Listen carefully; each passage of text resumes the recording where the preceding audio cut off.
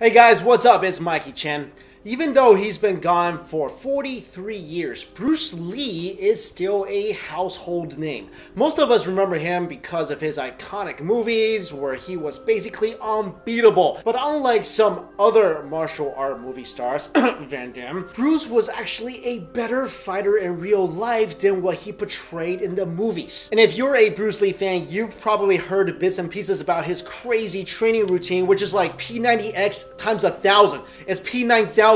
I mean, this guy was basically the real life version of One Punch Man. And there's a couple of reasons I wanted to do this video. One, Bruce Lee's awesome. And two, he was able to accomplish physical feats that many would consider impossible. So here are some of the results of Bruce Lee's intense training, which may have made him superhuman.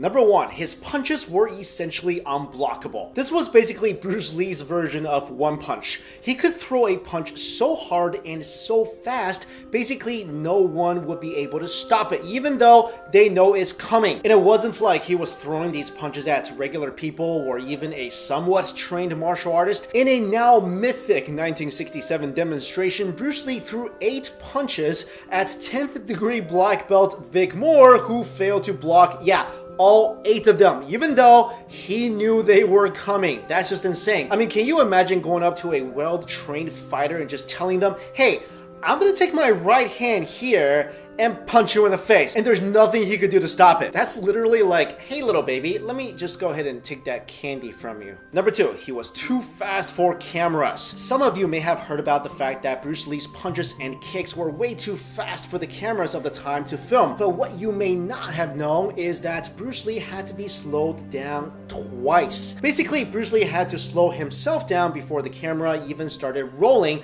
because when he punched as fast as he could, cameras wasn't able to detect his movements at all. But then the footage had to be slowed down a second time, so Bruce Lee didn't look like he had magical powers. In fact, early footage of Lee in the Green Hornet had to be refilmed because when it was later played back, his movements were so fast that it looked like a fight from a Superman movie where his opponents just fell over and Lee never appeared to move at all. For example, take a look at this. This is Bruce Lee demonstrating a punch, and here's the guy reacting to that punch that was thrown by Bruce a week ago. What this guy didn't know was that by the time he actually reacted to the punch, Bruce had already gone home, took a nap, did his laundry, and came back. Number 3, he was way too strong for regular heavy bags. A typical heavy bag weighs 100 to maybe 150 pounds, but Bruce Lee had to use a heavy bag that was 300 pounds. And oh yeah, it was filled with metal. And even then, his kicks would send the 300-pound bag flying so high, it would hit the ceiling with force. Now, Bruce Lee did not do this because he was trying to show off. He literally could not use a regular heavy bag because he would destroy it. I mean,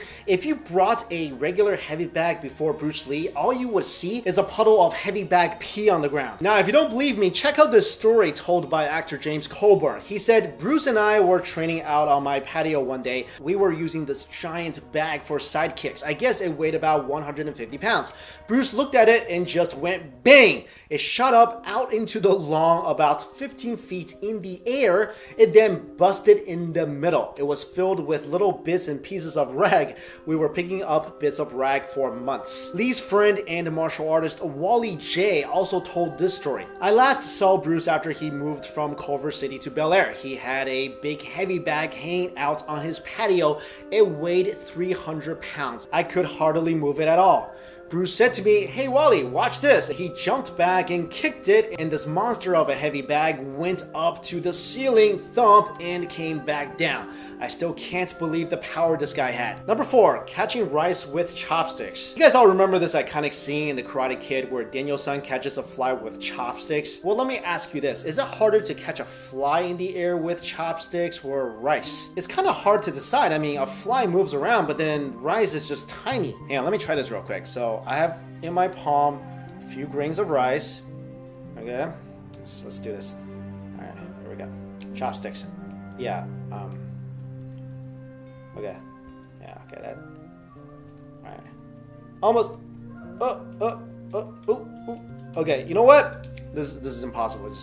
It can't be done. You literally need level 99 chopstick skills, which I do not have. Anyway, it was reported that as part of his training to increase his reflexes, Bruce Lee would actually throw rice into the air and catch it on the way down with chopsticks. You know, when I read about this, the first scenario that popped into my mind was I saw a wedding, and then the bride and groom were about to head out from the church, and there stands Bruce Lee with a pair of chopsticks waiting for people to throw the rice. Number 5, practicing on metal dummies. If you guys ever seen any kung fu movie, you've seen this wooden dummy that martial artists would use to hone their skills. But Bruce Lee needed one that was not only made out of wood, but also reinforced with, car parts, because, well, he would just destroy the wooden one. According to Herb Jackson, who was a close friend of Bruce Lee's and helped him build a lot of his training equipment, the biggest problem in designing equipment for Bruce was that he'd go through it so damn fast. I had to reinforce his wooden dummy with automobile parts so he could train on it without breaking it. I had started to build him a mobile dummy that could actually attack and retreat to better simulate live combat. So yeah, Bruce Lee was basically training for the robot apocalypse. Number 6, the 1-inch punch. No feat of martial arts is more impressive than Bruce Lee's famous strike,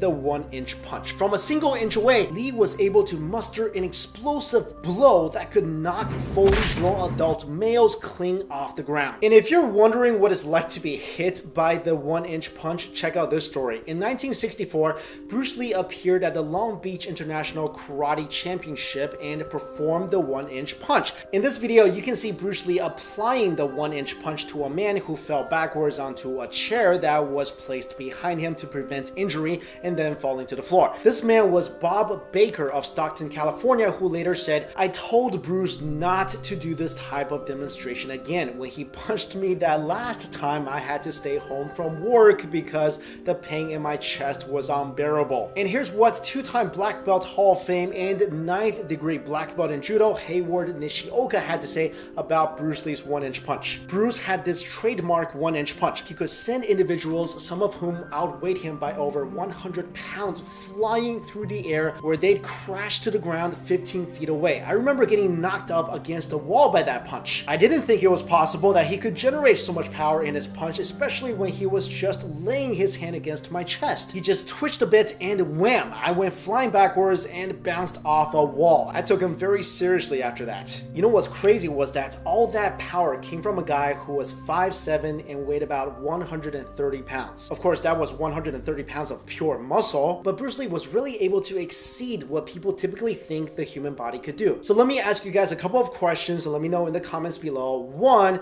Bruce Lee versus Chuck Norris, who would win? My vote, 100% Bruce Lee all the way. And 2, in this age of MMA fighting with UFC, how well do you think Bruce Lee would have done? Let's say he was alive today in his prime and fought in the UFC. How well do you think he would do? Alright guys, thank you so much for watching. See ya.